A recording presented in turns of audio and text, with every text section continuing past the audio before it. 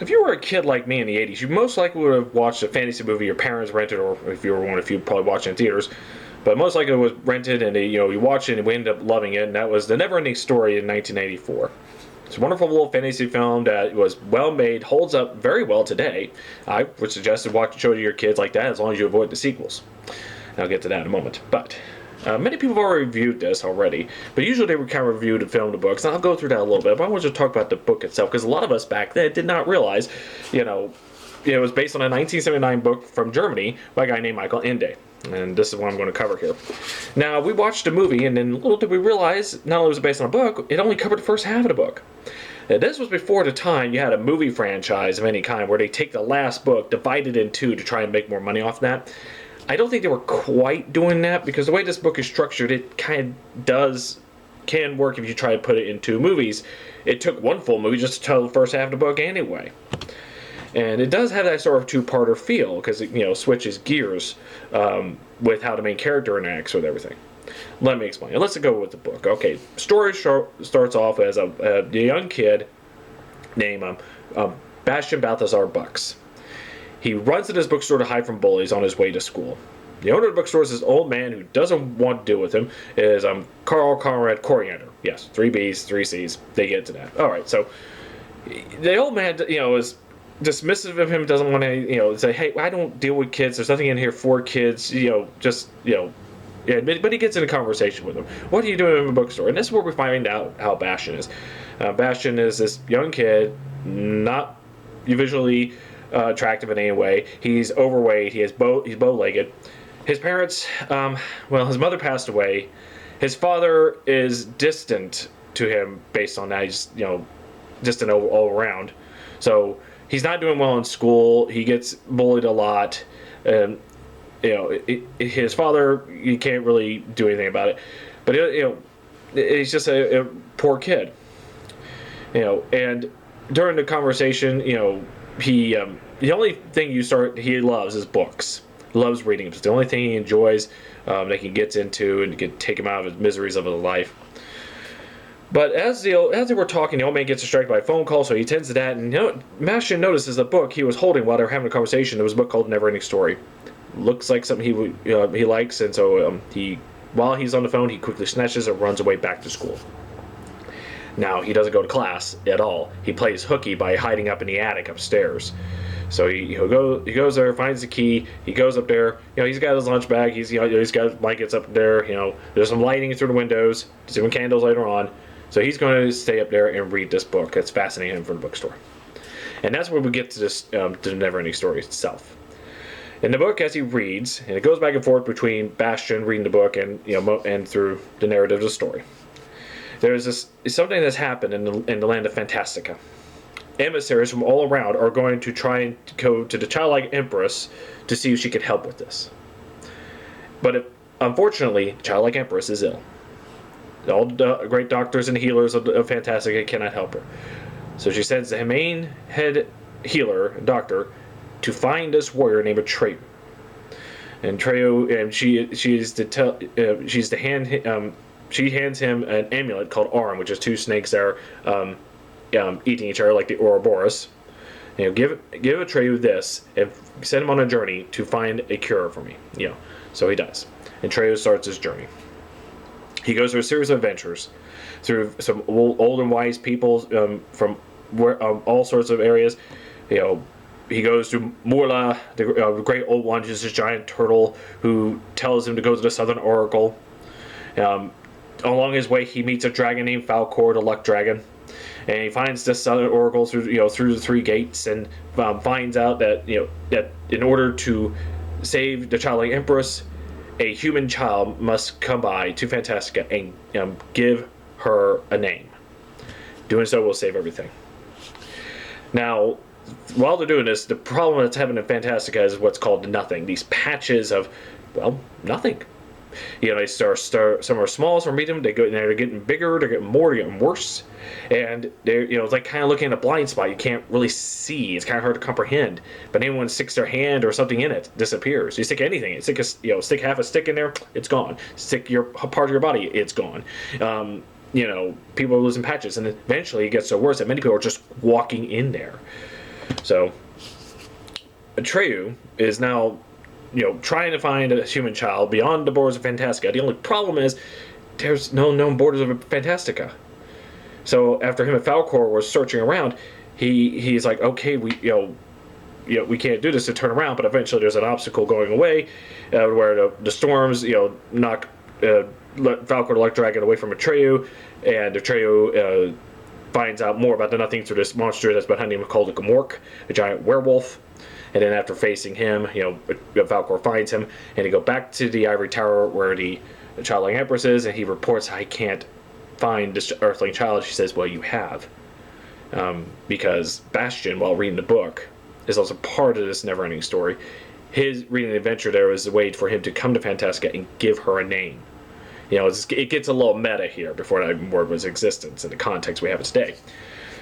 So, he is reluctant at first. He doesn't think that this is real, this is not happening. He's afraid to he's got a name picked out for her, but he's afraid to come to her and tell her it is because he's not a hero. Look at him, he's an ugly kid. She'll probably laugh at him and everything. He's coming up with all these excuses to be, that he won't do it. And she's like, okay, so she forces his hand by going on a journey to this mountain to, in essence, her polar opposite, this old man in the mountain who's writing the never-ending story as it's happening. And she tells us, okay, I need, he needs to, I need him to say my name, so in order to say Fantastica, so I need you to now read the never-ending story, and gets through a vicious cycle until eventually he gives in and he calls out her name. And then eventually he does, and Fantastica is nearly gone except for, except for a small bit of it. He's now given Auron, and he's now given these wishes. He can do whatever he wants, and the more wishes he makes, more Fantastica grows back to where it was, even better.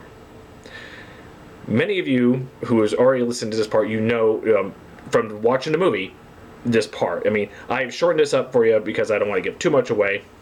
But a lot of if you watch the movie, a lot of it is faithfully adapted. They have changed a few things as expected.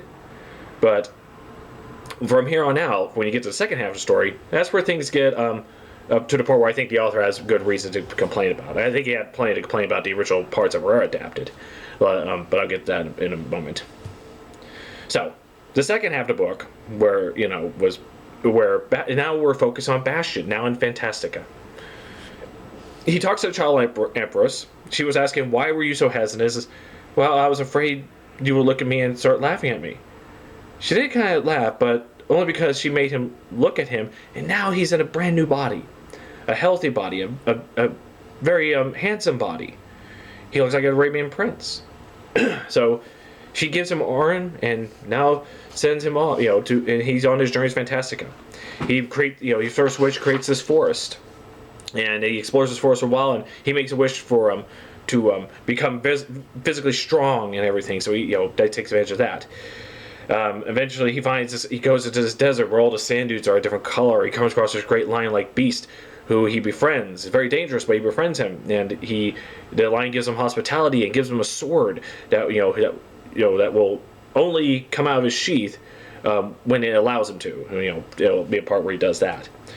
So he goes, so eventually after the lines he goes further, and then he finds out that he's, everyone knows about Bastian as the savior of Fantastica. So Atreyu and Falcor are setting up this tournament to find the greatest warriors so they can find Bastian. They can help him get him back home, because he figures that's what he wants to do. Bastian hides out to reveal his identity to these knights he met up to go to this journey. So they come across this great silver city in the middle of a watery, this body of water that's very corrosive, except for the metal that sits on top of the city. So he goes there, he joins a tournament, he finds Atreyu, and Atreyu recognizes him. It's like, okay, well, we don't need to find him anymore. I recognize him right here, although a bit differently, and because of the he saw him during his journeys, but in his original form through one of the trials. But digressing again. So now, Bastian, Falcor, and Atreyu, and some of the knights, 3 knights go up, and they're traveling, and they're trying to see if they could go find his way home. So they go on further adventures. They find the makers of the city that sits on the Silver Lake. These ugly creatures that are the most hideous creatures of all Fantastica. They weep because of how hideous they are. They live in darkness, but one of the things is they can form this metal, and they can, that can withstand on this. In fact, the water that this city sits on top of is made out of their tears. It corrodes everything, except for the metal that they make. Bastian tries to help this. He says, "Okay, you will, eventually you will hatch out of these ugly forms. And you will grow up these wonderful, joyous, happiest creatures." And he thinks he solved the problem there. He comes across this evil witch Zaida, who lives in a fortress shaped like a hand with eyes on it. He faces the monsters. She's trying to attack him by kidnapping some of his knights, but he's gathered a larger following at this point, so he's got practically an army. So he tries to go against Zaida and takes her over, and now she's under his command, but she tries to be some devious actions against him, trying to bring him down later on. And so far, he gathers more followers, and Bastian, here's the thing: is there's a price to all the wishes that he's making here. That he's losing his memory. Every wish he makes could benefit him, could benefit others, good for ill, but every wish he makes, parts of his memory goes out. He forgets his school, he forgets his parents, and what have you. So that's kind of a problem. When they finally get to the thing is, they're starting to notice this at first, but we're not quite sure why. So, okay, I don't know where home is. Let's meet the Child-like Empress. She could probably help. Kind of the odd thing is that Child-like Empress only sees each person. If they ever see her in life, they only see her once in life, and that's it. Bastian thinks he probably will be an exception. So him and his followers, they come to the Ivory City to find the Child-like Empress, and she's not there. But okay. It's like, well, okay, what about the part of the tower where she exists? Nobody can get to it. There's no stairway up there. Well, build one, but they can't get through.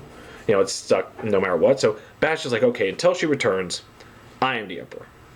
I will be the ruler of Fantastica in her place until she returns. He's getting a little power hungry here. Atreyu was already, and Falcor were already kind of at odds at this point. So he, they eventually kind of split off for a while. And Atreyu sets his, self for his kingdom. But eventually, Atreyu comes back with an army, and he starts duking it out with Bastian. And after that horrible ordeal, Bastian is, set on his own. I think when Atreyu was wounded by him, he starts to chase him. Others try to follow Bastian, but they kind of got separated. It's like the witch Zaida, she comes to an unclimactic end and all that and stuff like that. But eventually, Bastian is alone, and that's where he starts to realize something is happening because he's not remembering who himself is, and he goes through a series of ordeals to be on his self journey to see if he can fix what is wrong. Upon his journey, he comes across this city, where he finds out he is not the only one who has given the Empress her name. Every once in a while, a new name has to be given to the Child-like Empress. Those who do end up exactly what he is, and he comes to the city of the previous emperors of Fantastica. Like him, they've used up all their wishes, and now they have no memory themselves. So they all live in this settlement, practically like an insane asylum in a sense, all run by this little monkey there trying to keep them all in line and everything. So realizing what he's going to become later on, he goes up further journey. He comes across this one lady in the House of Changes who's been waiting for him all this time, and he kind of gets an idea of what he has to do. He stays there for a while. He realizes he's only got 2 or 3 wishes left. So he later after a while he leaves her and goes to these mines, where the mines are buried underneath there. They dig up these pictures which are representation of dreams from people of Earth. He has to find something that is from him, and it goes through that ordeal. Eventually he goes to the waters of life to hopefully find a way home and restore himself. So that's roughly the second half of the book. I'm trying not to spoil it too much, even though I kind of give an outline of the whole thing, but the details are where the meat is at and where the nutrition is at, if you believe that. So, based on that, reading the second half of the book, they tried a few years later to make a sequel to Neverending Story, Part 2, second chapter, where they put in a lot of elements from the second half, but it went its own direction very badly, might I add. Yeah, Bastian has Auron making all these wishes, and they're dumb wishes. In the book, his wishes are rather sensible for a young kid who's trying to be helpful, trying to be a hero, also a little bit selfish. He tries to gain strength and wisdom stuff for himself, but he's losing all his memories. He tries to be helpful, and sometimes he does. He helped a knight who he accidentally disgraced in the tournament, and now the lady he loves will not accept him. It's like, oh, okay, I'll help him out here. He makes a wish and makes it to where she is kidnapped by this huge, monstrous, dragon-like beast. Most horrible thing in all of Fantastica. He has kidnapped her, and you gotta go and rescue her. Only you could do it if you go by this series of events. He's over there, you gotta go through this and this, and he does, and saves her. but that's another story. And you'll find out a lot. There's a lot of these chapters end when you talk about the characters as, the gnome family who knows about the Southern Oracle. One of them's a scientist who's doing his academic research on the Southern Oracle. He talks about, he kind of eventually fails, but he says, he did find his place in academic work, but that's another story. He does that well. So, as the second movie was just terrible. It's not, many of you kind of grew up and loving it. I'm a person who believe when you're a young kid below the age of 10, you watch anything, you can enjoy a lot of things. And because we don't have much standards. As a child of the 80s, I agree with that, entirely. But I'm digressing again. So again, they left out the second book, and when they did try to adapt parts of it, it was terribly done. But and also when the second half of the book kind of shows Bastian, even when given the powers of wishes and strength and everything, given everything a kid could want to make up what he lacks, it still doesn't create a well-developed person. So the second half of the book shows his adventures. To in the end, he kind of becomes better for it because becomes more confident in everything. So that's that's kind of the lesson you get out of this. I've also been told that the author didn't like the way the first movie was adapted as well. Anyway, like the Southern Oracle is different. You have in the book, there were two sphinxes in the first gate. There's 3 gates guarding the Southern Oracle. The first one is 2 sphinxes.